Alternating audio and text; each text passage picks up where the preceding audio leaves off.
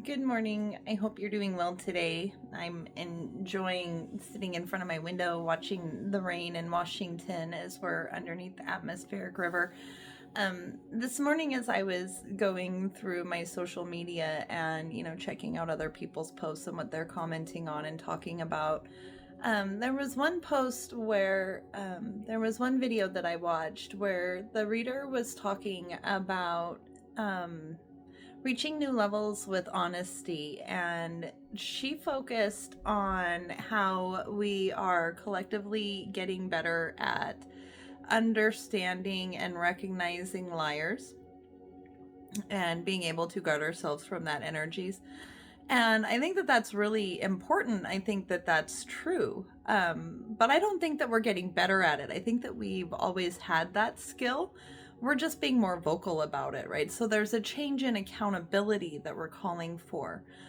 And that's all good, but that isn't what it triggered most in me.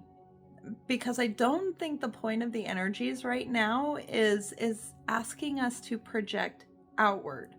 So I don't think it's asking us to look at others and to see enemies in our environment around us, to focus on where other people are lying to us. I think it really is to be able to see the cause of lying, right? Like the source of lying in children is not being able to trust their safety with the people around them in order to get their needs met. So they had to create these deceptive strategies in order to get their needs met. And then it was successful. So that perpetuated into adulthood, right? That's the foundation of lying. It's about trust and about not being received to get your needs met. So if we look at that and we're feeling this this movement towards honesty, what I feel in my life that this is calling me towards is looking at whether I am providing the space for other people to be honest to me in. What kind of environment and what kind of reception am I giving to other people? Am I being the kind of person that is safe for another to be honest to? Right? How accepting am I of another person's truth? And that's what I think that I am being called to really look at, right? It's not about agreeing with it, because again, a person's truth is subjective. It's not based on concrete facts and details. It is based on their understanding of their own experience and how that has shaped them.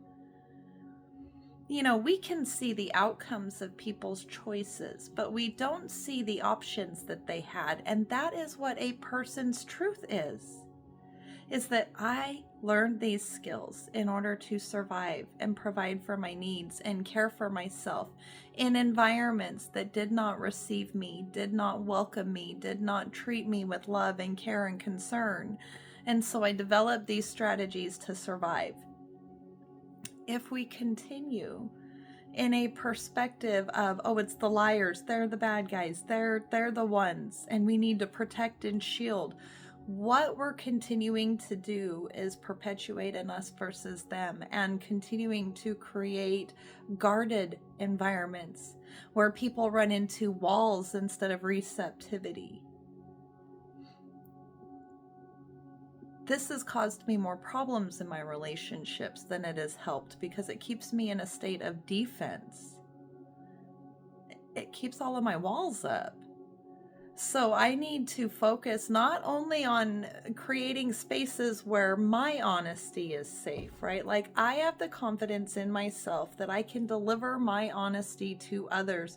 And no matter how they respond, I don't attach my identity or change my truth to match their response.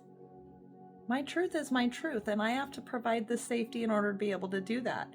And for me, that is just, I don't accept their perspective as my own, but I honor their viewpoint. I'm going to take what I need and leave the rest. And if I need to remove myself from an environment, I just do. There's absolutely no harm in me walking away from anything that isn't serving me. And there is no harm in me coming back when I am more clear, or the environment on both sides is more receptive. So these are things I can do for myself and myself. It has nothing to do with anybody else. And then I have to be able to provide that same environment for others. And by providing it for myself, I do. Because if I am open and willing and receptive to my own truth and not attaching my identity to what other people's truth is leading them to respond with, because all they're giving me is their experience, their context, their wisdom. It's not mine. It's theirs. And I don't have to own that. So I can accept the grains of truth that they're handing me, pick up the ones that actually serve me, right? Like when I have a problem in my house and I say, hey, I need help with this, people are going to show up with tools. But not every tool in their tool bag is going to be the right tool. It is up to me to have the discernment to say, what they handed me, this piece is the piece I need. This is going to help me grow. The rest, I might need them another day. So I'm not going to reject them. I'm not going to shut them out. I'm just going to put them over here. Let that person have their tools. And I'm going to take what I need and leave the rest.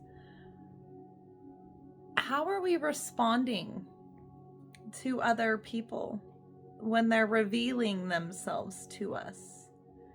Are we responding from walls, from us versus them? Are we projecting our own insecurities onto them and holding them accountable for our own inability to regulate ourselves? How much of our identity are we investing in what other people say? Because that's what makes us unsafe. That's what makes us defensive and reactive, is when we project our identity and outsource our power onto others. And that doesn't provide an environment for them to feel that they can trust us with theirs.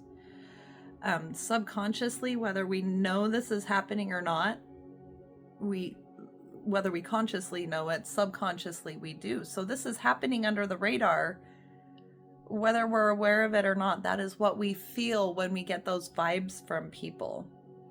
Is their openness or closedness to our presence and our being and our presentation. It's in the body language, all of that, and we can learn to get better at that.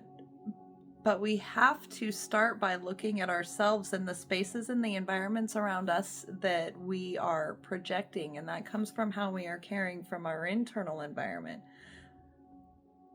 When somebody else comes to us with their truth, if we reject it, are they going to come back to us with truth? If we're teasing them and mocking them over the small things that they do that set them apart, because we all have this fear of being disconnected, that's primal in us. That is ancient.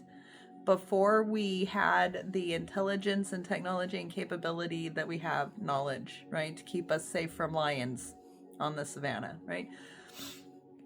Being outside the group is dangerous. So how are you treating people with their small truths, right? If they like and don't like something and admit that to you and you tease them for it, when they have something big that might need more delicate care, and you tease them over those small things,